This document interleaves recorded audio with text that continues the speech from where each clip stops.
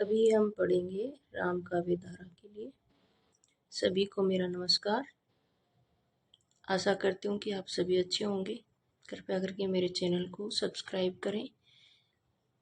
मैं ये जो बुक है यूथ कंपटीशन, ये इस चैनल पे कंप्लीट कराऊंगी। इसमें नामकरण और विभाजन वाला कंप्लीट हो चुका है, आदिकाल कंप्लीट हो चुका है।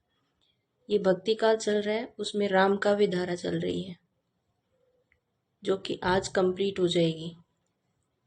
एक वीडियो में या 2 वीडियो में, जैसे भी होगा, 3 वीडियो भी हो सकते हैं। तो कृपया करके आप मेरा चैनल को सब्सक्राइब करें, शेयर करें और ऐसे ही मैं यूट्यूब वीडियो लाती रहूँगी। प्लीज़ चैनल को सब्सक्राइब ज़रूर करें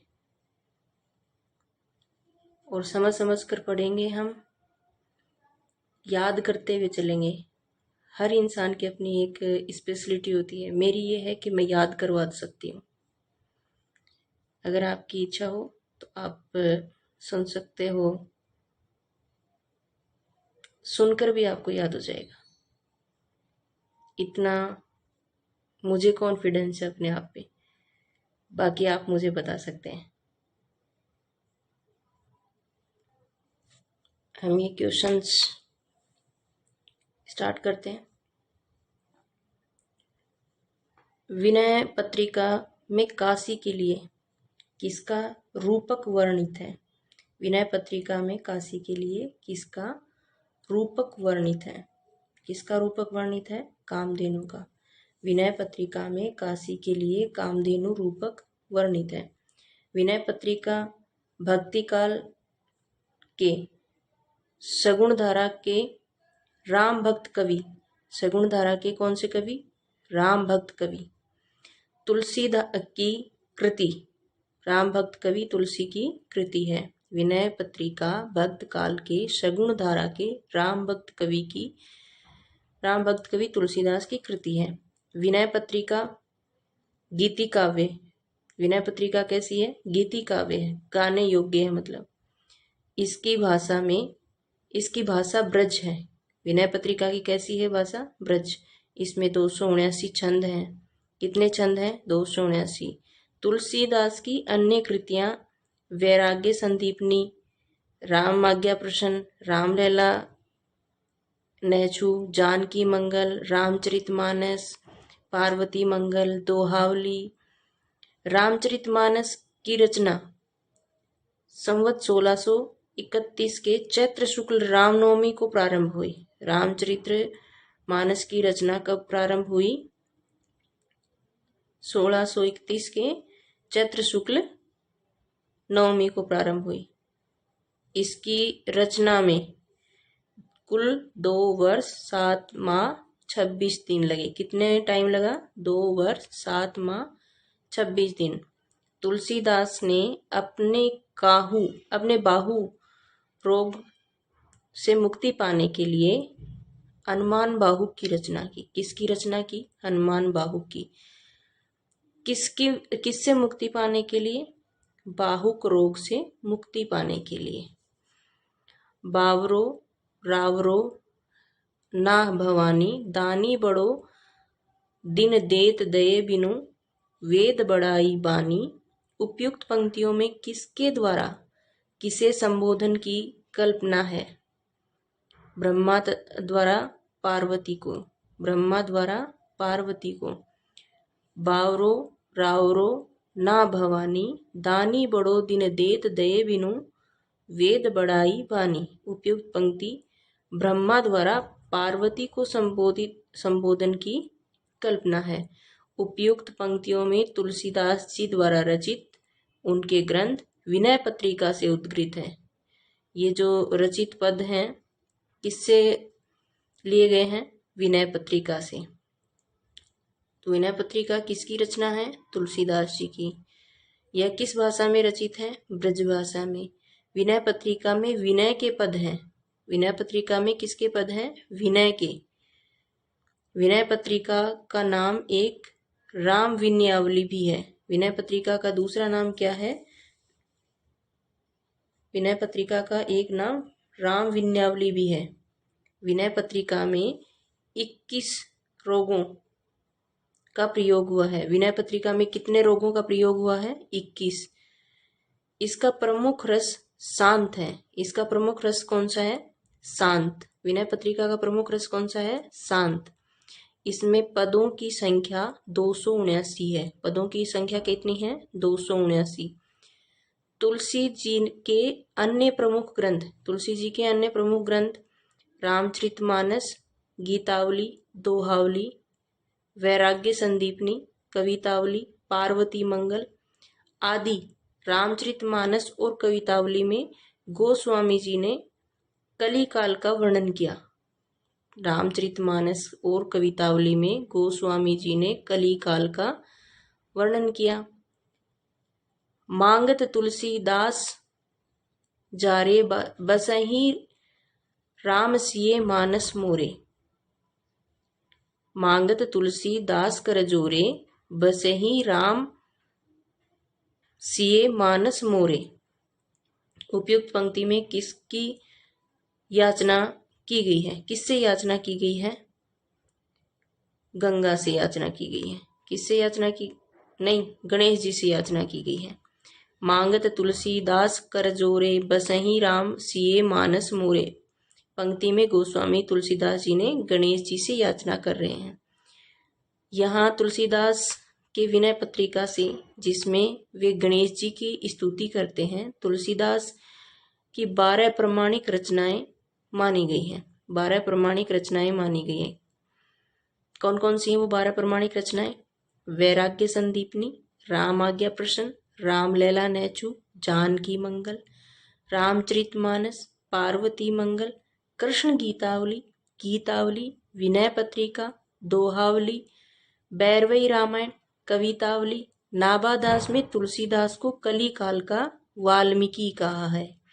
वैराग्य संदीपनी, राम आज्ञा प्रश्न, राम लैला नैचू, जानकी मंगल, रामचरितमानस, पार्वती मंगल, कृष्ण गीतावली, गीतावली, विनय पत्रिका, दोहावली, बैरवई रामायण, कवितावली।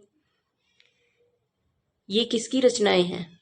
तुलसीदास की। कौन सी रचनाएं हैं ये तुलसीदास की? जो प्रमाणिक रचनाएं मानी गई हैं।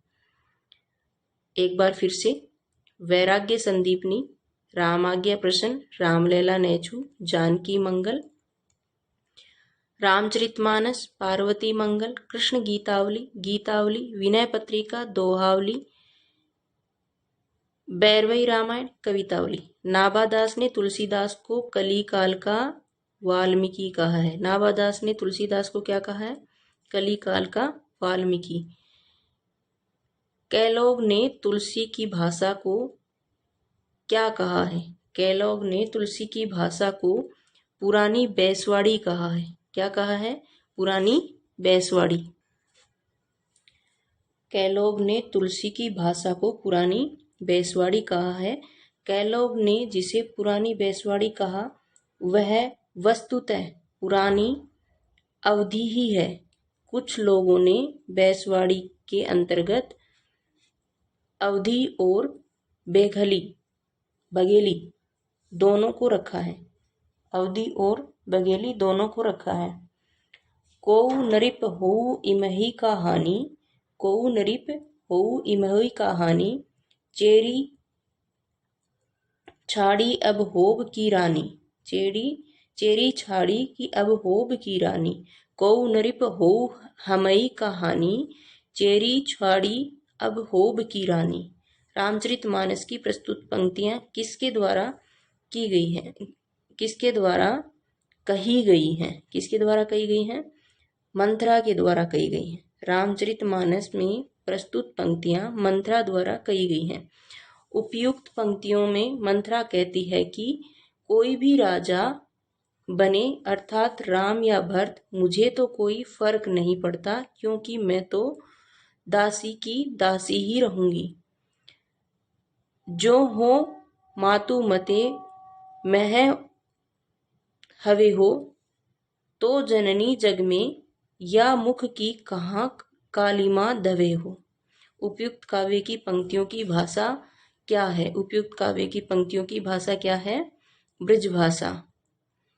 जो हो मातु मते मह अवेहु, तो जननी जग में या मुख की कहाँ कालिमा दवेहु।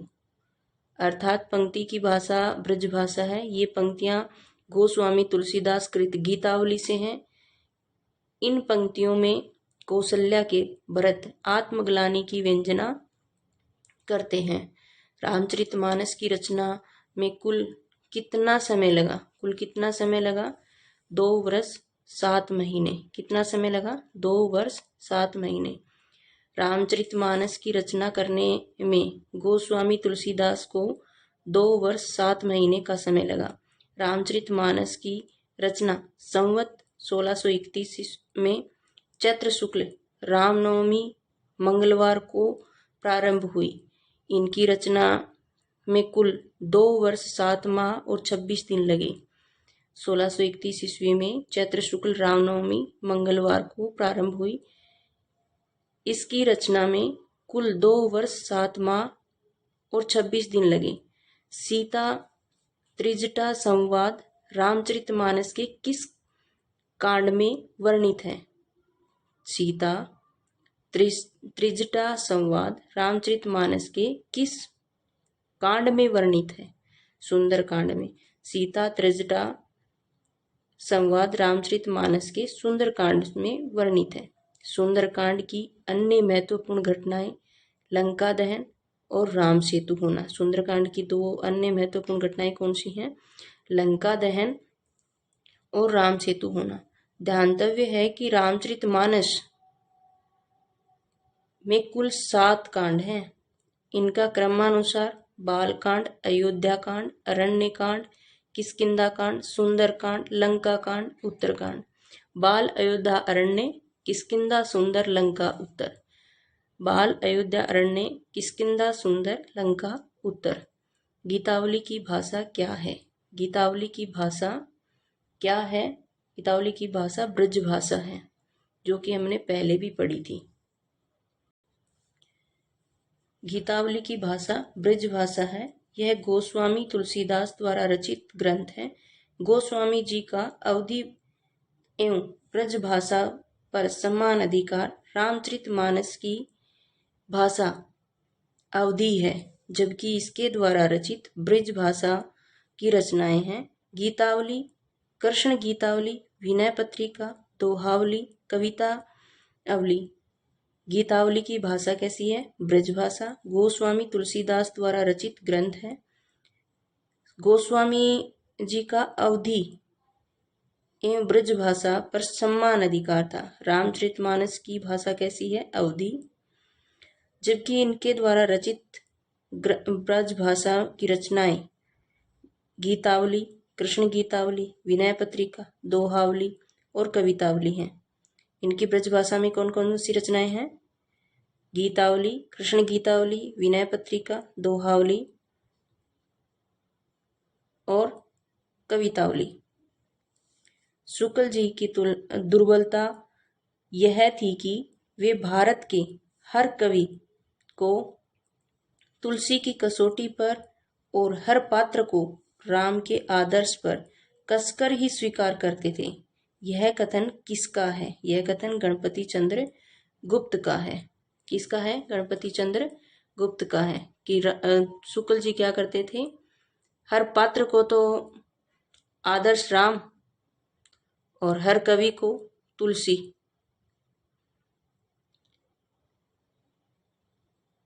शुक्ल जी की दुर्बलता यह थी कि वे भारत के हर कवि की तुलना तुलसी की कसौटी पर और हर पात्र को राम के आदर्श पर कसकर ही स्वीकार करते थे। अतः यह कथन डॉक्टर गणपति चंद्र गुप्त का है। डॉक्टर गणपति चंद्र गुप्त ने हिंदी साहित्य का वैज्ञानिक इतिहास 2 भागों में 1965 में प्रकाशित कराया। रामचरितमानस में कितने कांड सोपान हैं? कितने कांड हैं? 7 कांड। कौन कौन से? बाल, अयोध्या, अरण्य, किष्किंधा, सुंदर, लंका, उत्तर। कौन कौन से हैं? बाल, अयोध्या, अरण्य, किष्किंधा, सुंदर, लंका, उत्तर। भक्ति काल में रामश्रेयी शाखा के जनप्रतिनिधि कवि तुलसीदास कृत रामचरितमानस की कुल 7 कांड हैं। जनप्रतिनिधि कवि कौन थे भक्ति काल के? रामश्रेयी शाखा के तुलसीदास जी। कौन सी शाखा के? रामश्रेयी शाखा की। कौन से काल के? भक्ति काल के। कितने कांड? 7 कांड। किसमें? रामचरितमानस में। कौन से कांड? बाल कांड, अयोध्या कांड, अरण्य कांड, किष्किंधा कांड, सुंदर कांड, लंका कांड, उत्तर कांड। बाल, अयोध्या, अरण्य, किष्किंधा, सुंदर, लंका, उत्तर। बालक अयोध्या, अरण्य, किष्किंधा, सुंदर है, लंका को उत्तर दिया। निम्नलिखित में से कौन सा तुलसीदास की रचना नहीं है? कौन सी तुलसीदास की रचना? रामचंद्रिका नहीं है। भैरवी रामायण, रामाज्ञा प्रश्न और रामचरितमानस हैं। दी गई रचनाओं में रामचंद्रिका तुलसीदास की रचना नहीं है, बल्कि यह केशवदास की रचना है। तुलसीदास एवं केशवदास की रचनाएं निम्नवत हैं। तुलसीदास वैराग्य संदीपनी, रामाज्ञा प्रश्न, रामलीला नेचू, जानकी मंगल, रामचरितमानस, पार्वती मंगल, कृष्ण गीतावली, विनय पत्रिका, दोहावली, भैरवी रामायण, कवितावली केशवदास की, रसिक प्रिया, रामचंद्रिका, कवि प्रिया, स्तनबावनी, वीर सिंह देवचरित्र, विज्ञान गीता, जहांगीर जस चंद्रिका, नखशिख और छंदमाल। तुलसीदास की कौन सी हैं? वैराग्य संदीपनी, रामाज्ञा प्रश्न, रामलीला नेचू, जानकी मंगल, रामचरितमानस, पार्वती मंगल, कृष्ण गीतावली, विनय पत्रिका, दोहावली, भैरवी रामायण, कवितावली। केशवदास रसिक प्रिया, रामचंद्रिका, कवि प्रिया, रत्न बावनी, वीर सिंह देवचरित्र। केशव की कौन कौन सी हैं? रसिक प्रिया केशवदास, रामचंद्रिका केशवदास, कवि प्रिया केशवदास, रत्न बावनी केशवदास, वीर सिंह देवचरित्र केशवदास, विज्ञान गीता केशवदास, जहांगीर जस चंद्र केशवदास, नखशिख केशवदास, छंदमाला केशवदास। तुलसीदास की वैराग्य संदीपनी, तुलसीदास रामाज्ञा प्रश्न, तुलसीदास रामलीला नेचू, तुलसीदास जानकी मंगल,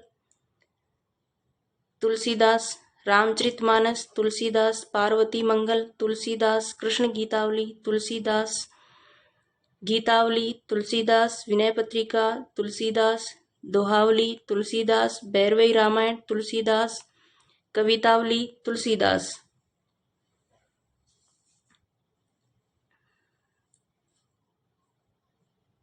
अब अगले क्वेश्चन में, निम्नलिखित में से कौन राम भक्ति शाखा का कवि नहीं है? राम भक्ति शाखा के कवि कौन से नहीं है?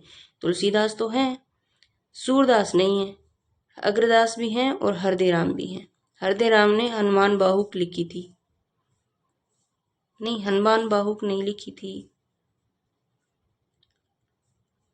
दिए गए भक्तिकालीन कवियों में सूरदास राम भक्ति शाखा के कवि नहीं है, बल्कि ये कृष्ण भक्ति शाखा के प्रतिनिधि कवि हैं सूरदास। इन्हें पुष्टि मार्ग का जहाज कहा जाता है। तो सूरदास को क्या कहा जाता है? पुष्टि मार्ग का जहाज। तुलसीदास राम भक्ति शाखा के प्रतिनिधि कवि हैं। अग्रदास तथा हरदेराम भी राम भक्ति शाखा के कवि हैं।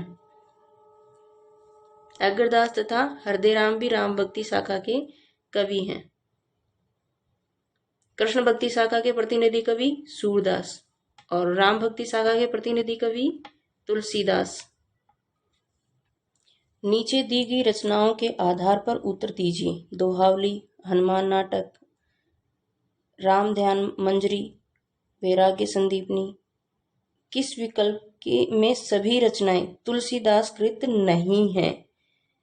किस विकल्प में सभी रचनाएं तुलसीदास कृत नहीं है? तो इसमें 2 और 3 नहीं है। हनुमान नाटक नहीं है, और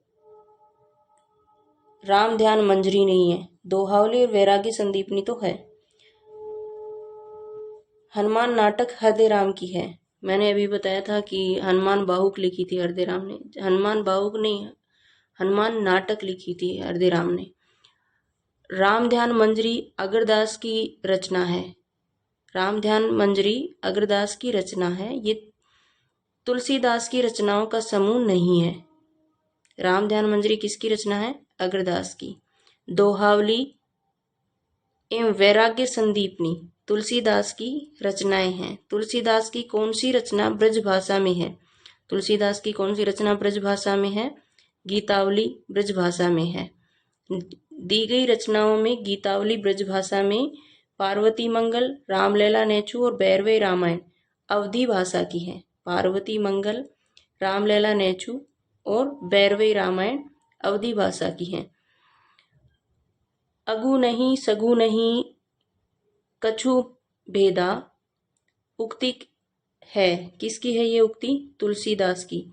अगु नहीं कछु भेदा, अगु नहीं सगु नहीं, नहीं कुछ भेदा उक्ति तुलसीदास की है। गोस्वामी तुलसीदास राम भक्ति शाखा के प्रतिनिधि कवि हैं। पंक्ति तुलसीदास के समन्वयवादी दृष्टि का परिचय मिलता है। इस पंक्ति से किसका परिचय मिलता है? तुलसी के समन्वयवादी दृष्टि का परिचय मिलता है। हजारी प्रसाद द्विवेदी ने इनके विषय में कहा है, भारतवर्ष का लोकनायक। क्या कहा है? भारतवर्ष का लोकनायक वही हो सकता है जो समन्वय करने का अपार धैर्य लेकर आया हो। हजारी प्रसाद द्विवेदी जी ने क्या कहा? भारतवर्ष का लोकनायक वही हो सकता है जो समन्वय करने का अपार धैर्य लेकर आया हो। गिरियसन ने इन्हें बुद्ध देव के बाद सबसे बड़ा लोकनायक माना। गिरियसन ने तुलसीदास को बुद्ध देव के बाद सबसे बड़ा लोकनायक माना। साहित्य और सुरसुरी सम सबका हितकारी घोषित किया है। क्या किसने घोषित किया है?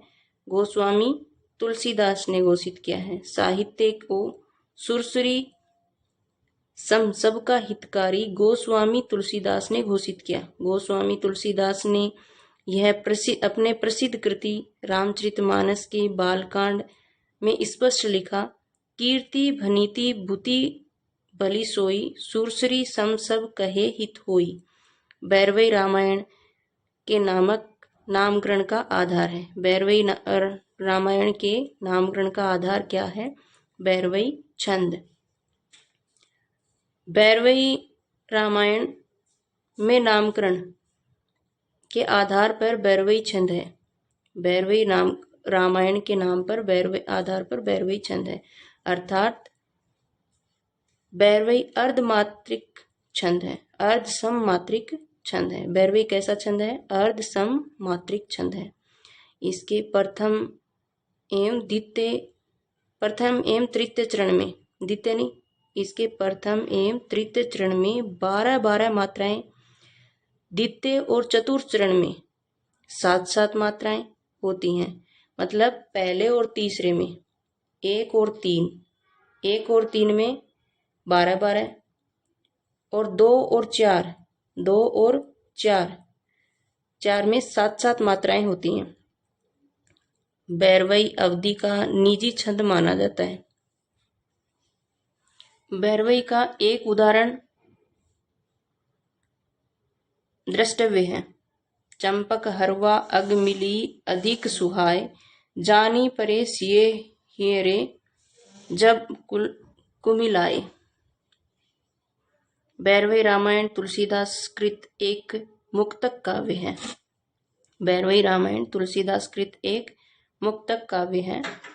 कैसा काव्य है? मुक्तक काव्य है, जो 7 कांडों में विभक्त है। गोस्वामी तुलसीदास की 4 रचनाएं ऐसी हैं जिसमें उत्तरकांड का वर्णन है। रामचरितमानस, कवितावली, गीतावली एवं भैरवी रामायण।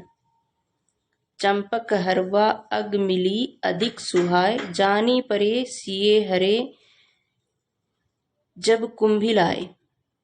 भैरवी रामायण तुलसीदास कृत एक मुक्तक काव्य है जो 7 कांडों में विभक्त है। गोस्वामी तुलसीदास की 4 रचनाएं ऐसी हैं जिसमें उत्तरकांड का वर्णन है।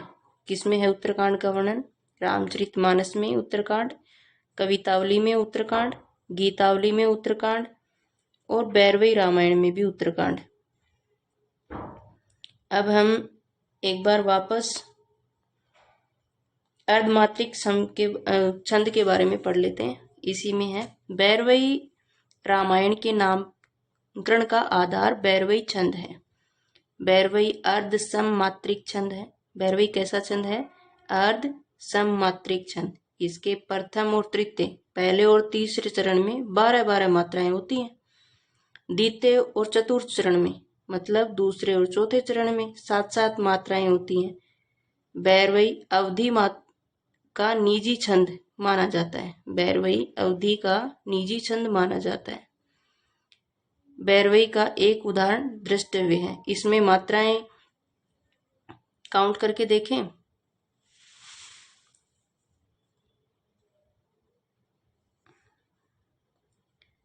1, 3, 4, 5, 6, 7, 8, 9, 10, 11 और 12। ये तो पहला चरण हो गया। और फिर तीसरे में वापस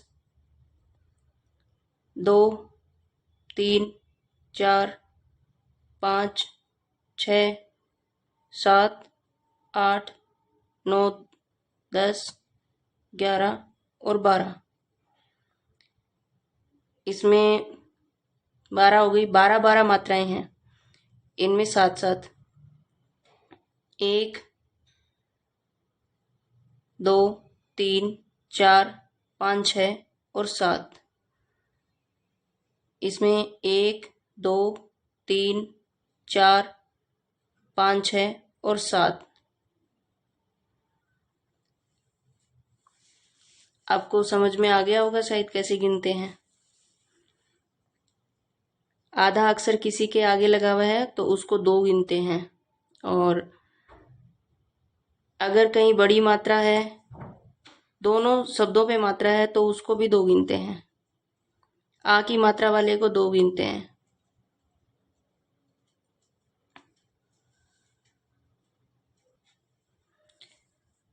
तुलसीदास को लोकनायक कहने वाले हैं। तुलसीदास को लोकनायक कहने वाले हजारी प्रसाद द्विवेदी हैं। हजारी प्रसाद द्विवेदी ने गोस्वामी तुलसीदास को लोकनायक कहा। विभिन्न दृष्टियों से तुलसी का महत्व प्रतिपादित करने वाले कुछ विद्वान हैं। नाभादास कलिकाल का वाल्मीकि, स्मिथ मुगल काल का सबसे महान व्यक्ति, रामविलास शर्मा जातीय कवि, अमृतलाल नागर मानस का हंस, रामलला नेचू। इसको पढ़ने से पहले एक बार इसी को वापस पढ़ते हैं। नाभादास तुलसीदास को क्या कहते हैं? कलिकाल का वाल्मीकि। स्मिथ क्या कहता है? मुगल काल का सबसे महान व्यक्ति। रामविलास क्या कहता है? जातीय कवि तुलसीदास को। अमृतलाल नागर क्या कहता है? मानस का हंस। और हजारी प्रसाद द्विवेदी की भी आई थी परिभाषा पीछे। हजारी प्रसाद द्विवेदी इनको क्या कहते हैं? समन्वयवादी का कवि। भारत का लोकनायक वही हो सकता है जो समन्वय करने के अपार धैर्य लेकर आए हो। और गिरियसन क्या कहते हैं? बुद्धदेव के बाद सबसे बड़ा लोकनायक। बुद्धदेव के बाद सबसे बड़ा लोकनायक। रामलला नेचू रचना की शैली है। रचना की शैली कैसी है? अवधि लोकगीतों की। अवधि लोकगीतों की। रामलला नेचू रचना की अवधि लोकगीतों की है। रामलला नेचू को अधिकांशतः विद्वान तुलसीदास की प्रथम कृति मानते हैं। यह एक प्रबंध काव्य है जिसकी रचना ठेठ अवधि के सोहर छंद में हुई है। विनय पत्रिका के बारे में कौन सा कथन सही नहीं है? विनय पत्रिका के बारे में कौन सा कथन सही नहीं है? इसमें कुल 270 पद हैं। इसमें कुल कितने 270 पद? ये कथन गलत है, इसमें सही नहीं है पूछा है ना, तो इसमें यही गलत है। इसमें कुल कितने पद हैं आप कमेंट में लिख के बताना। इसमें सर्वप्रथम गणेश जी की वंदना की गई है। सर्वप्रथम किसकी वंदना की गई है? गणेश जी की, विनय पत्रिका में। ब्रजभाषा में लिखी गई है विनय पत्रिका। विनय पत्रिका की गणना आत्मनिवेदन परक गीति काव्य में की जाती है। विनय पत्रिका की गणना आत्मनिवेदन परक गीति काव्य में की जाती है। इसमें कुल 270 पद हैं। विनय पत्रिका से संबंधित कथन यह सही नहीं है, क्योंकि विनय पत्रिका में 279 पद हैं। अभी आंसर आ गया, मैंने आपको कमेंट में लिखने के लिए बोला था पर इसमें दे रखा है। 279 पद हैं। विनय पत्रिका के लेखक गोस्वामी तुलसीदास हैं। विनय पत्रिका के लेखक गोस्वामी तुलसीदास। विनय पत्रिका को भक्तों का कंठाहार कहा जाता है। विनय पत्रिका को भक्तों का कंठाहार कहा जाता है। विनय पत्रिका को क्या कहा जाता है? भक्तों का कंठाहार। अन्य विकल्प सही हैं जो इसमें प्रकार है। इसमें सर्वप्रथम गणेश की वंदना की गई है, यह ब्रज भाषा में लिखी गई है। विनय पत्रिका की गणना आत्मनिवेदन परक गीति काव्य में की जाती है। निम्नलिखित में से कौन सी रचना तुलसीदास रचित नहीं है? तो इसमें ध्यान मंजरी नहीं है। भैरवी रामायण, कवित रामायण और कृष्ण रामायण, कृष्ण गीतावली ये तो हैं। ध्यान मंजरी तुलसीदास की रचना नहीं है, बल्कि यह अग्रदास की रचना है, जो कि हम पहले भी पढ़ चुके। भैरवी रामायण, कवित रामायण, कृष्ण तुलसी गीतावली तुलसीदास की रचना है। भैरवी रामायण, कवित रामायण, कृष्ण गीतावली तुलसीदास की रचनाएं हैं। तुलसीदास की कलयुग का वर्णन कवितावली के किस कांड में किया गया है? तुलसीदास ने कलयुग का वर्णन कवितावली में किस कांड में किया गया है? तुलसीदास ने कलयुग का वर्णन कवितावली के उत्तरकांड में किया। रामचरितमानस के उत्तरकांड में भी कलिकाल का वर्णन हुआ है। कवितावली ब्रजभाषा में रचित है। कवितावली किस में रचित है? ब्रजभाषा में। इसके उत्तरकांड में काशी बनारस में तत्कालीन समय में फैली महामारी का वर्णन किया गया है। तुलसीदास ने कलयुग का वर्णन कवितावली के उत्तरकांड में किया। रामचरितमानस के उत्तरकांड में भी कलिकाल का वर्णन हुआ है। कवितावली ब्रजभाषा में रचित है। यह उत्तरकांड की काशी बनारस में तत्कालीन समय में फैली महामारी का वर्णन किया गया है। तुलसीदास रामचरितमानस लिखा गया है। इसमें दोहा चौपाई छंद। तुलसीदास का रामचरितमानस दोहा चौपाई छंद में लिखा गया है। इसमें 1074 दोहे व 7 कांड हैं। यह एक प्रबंध काव्य तथा भाषा अवधि। इसकी रचना संवत 1631 में चैत्र शुक्ल रामनवमी मंगलवार को प्रारंभ हुई। इस रचना में कुल 2 वर्ष 7 माह और 26 दिन लग गए। रामचरितमानस में कितना समय लगा? 2 वर्ष 7 माह और 26 दिन। कवित और छपय पद्धति में कवितावली मुक्तक काव्य ब्रजभाषा में लिखा गया है। 1074 दोहे और 7 कांड हैं। रामचरितमानस में दोहा चौपाई छंद है। यह एक प्रबंध काव्य है, भाषा अवधि है। 1631 में चैत्र शुक्ल रामनवमी मंगलवार को प्रारंभ हुई। इसकी रचना कुल 2 वर्ष 7 माह 26 दिन में लगा। कवित और छपय पद्धति में कवितावली मुक्तक काव्य ब्रजभाषा में लिखा गया है। लाज न आवत आपको दोरे आहू साथ पंक्ति का संबंध है तुलसीदास से। पंक्ति का संबंध किससे है? तुलसीदास से। लाज न आवत आपको दोरे आहू साथ पंक्ति का संबंध तुलसीदास से है। तुलसीदास से पत्नी रत्नावली ने पंत तुलसीदास का संबंध इसी पंक्ति को कहा गया है।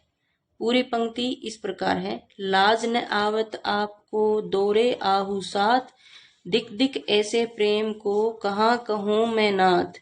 अस्ति चरममय देह मम तामे ऐसी प्रीति, तैसी जो श्री राम में होत न तो भव भीति। तुलसीदास ने किस काव्य की रचना सूरदास के अनुकरण पर की है? तुलसीदास ने किस काव्य की रचना सूरदास के अनुकरण पर की है? गीतावली पर। तुलसीदास ने गीतावली की रचना सूरदास के अनुकरण पर की है। यह गीति काव्य है और इसकी भाषा ब्रज भाषा में रचित है। तुलसीदास गीतावली की रचना सूरदास से अनुकरण, रचना सूरदास के अनुकरण पर की है। गीति काव्य और ब्रज भाषा में रचित है। आरती कीजिए हनुमान लला की के रचयिता कौन है? रामानंद। आरती कीजिए हनुमान लला की के रचनाकार रामानंद है। रामानंद हिंदी के राम काव्य के पुरस्कृतकर्ता माने जाते हैं। आरती कीजिए हनुमान लला की के रचनाकार रामानंद हैं। रामानंद हिंदी में राम काव्य के पुरस्कृतकर्ता माने जाते हैं। ये राघवानंद के शिष्य थे। रामानंद किसके शिष्य थे? राघवानंद के। हजारी प्रसाद द्विवेदी ने रामानंद को आकाश धर्म गुरु कहा है। हजारी प्रसाद द्विवेदी ने रामानंद को क्या कहा? आकाश धर्म गुरु। इनके द्वारा रचित ग्रंथ वैष्णव बसंताब्ज भास्कर, श्री रामार्चन पद्धति, योग चिंतामणि, राम रक्षा स्रोत, आनंद भाष्य, इनके द्वारा रचित ग्रंथ कौन कौन से हैं? किनके द्वारा रचित? रामानंद के द्वारा रचित। रामानंद के द्वारा रचित वैष्णव ताब्ज भास्कर, श्री रामार्चन पद्धति, योग चिंतामणि, राम रक्षा स्रोत, आनंद भाष्य। कौन कौन से?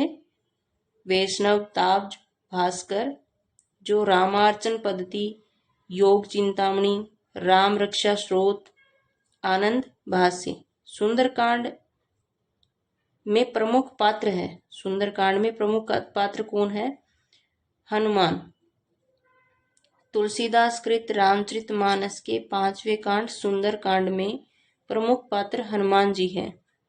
संपूर्ण सुंदरकांड में श्री हनुमान जी का गौरव गाथा का वर्णन। मानस के सुंदरकांड को रोग मुक्ति का कांड कहा गया है। किसका कांड कहा गया है? सुंदरकांड को रोग मुक्ति का कांड कहा गया है। संपूर्ण सुंदरकांड में श्री हनुमान जी की गौरव गाथा का वर्णन है। और सुंदरकांड रामचरितमानस के 5वें कांड सुंदरकांड की प्रमुख पात्र कौन है? हनुमान जी। रामचरितमानस की भाषा कैसी है? रामचरितमानस की भाषा अवधी है। रामचरितमानस की भाषा कैसी है? अवधी। रामचरितमानस की भाषा अवधी है। यह गोस्वामी तुलसीदास द्वारा रचित हिंदी का श्रेष्ठ महाकाव्य है। गोस्वामी तुलसीदास द्वारा रचित हिंदी का सर्वश्रेष्ठ महाकाव्य मतलब श्रेष्ठ महाकाव्य है। इस महाकाव्य में मर्यादा पुरुषोत्तम भगवान श्री राम की जीवन चरित्र का वर्णन किया गया है। तुलसी के ग्रंथों की भाषा अवधी भाषा में जानकी मंगल, पार्वती मंगल, राम आज्ञा प्रसन्न, रामलला नेचू, भैरवी रामायण, रामचरितमानस। ब्रज भाषा में विनय पत्रिका, कवितावली, गीतावली, वैराग्य संदीपनी, कृष्ण गीतावली और दोहावली। अवधी भाषा में कौन कौन से हैं तुलसीदास जी की?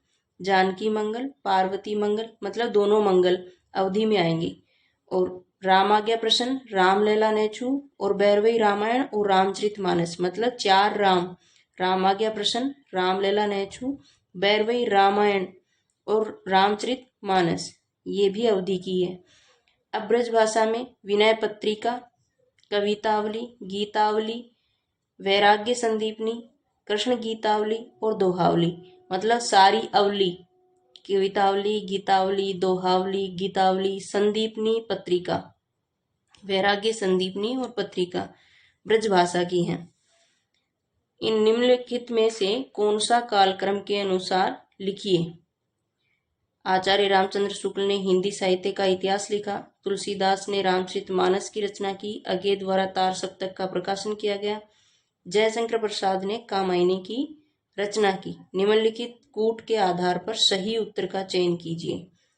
तो पहले तो तुलसीदास रामायण पहले आई, फिर आचार्य रामचंद्र शुक्ल ने हिंदी साहित्य का इतिहास लिखा, फिर अज्ञे ने तार सप्तक और फिर जयशंकर प्रसाद ने कामायनी। तुलसीदास ने रामचरितमानस लिखा 1574 में।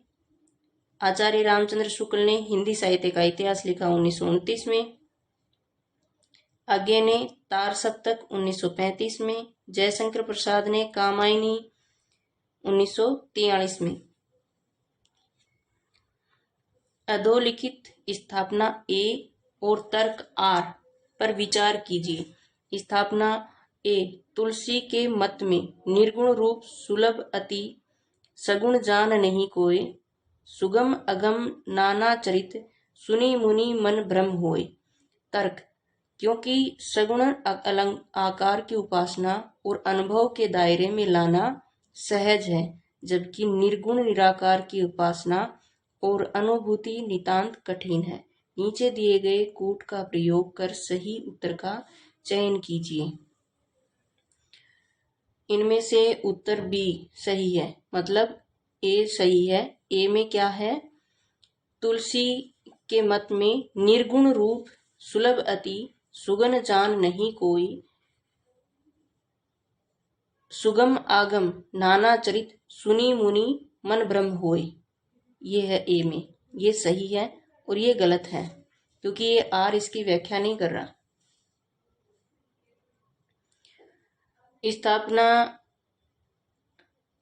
ए, तुलसी के मत में निर्गुण रूप सुलभ अति सगुण जान नहीं कोय, सुगम आगम नाना चरित्र सुनी मुनि मन भ्रम होय। कथन सत्य है।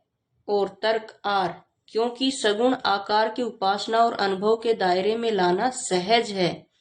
और इन्होंने क्या, जबकि निर्गुण निराकार की उपासना अनुभूति नितांत कठिन, यह तर्क गलत है। यहाँ स्थापना ए सही है और तर्क आर गलत है। तो इस वीडियो में इतना ही। चैनल को शेयर करें, सब्सक्राइब करें। धन्यवाद। 445 से 480 करवा दिए गए हैं इसमें।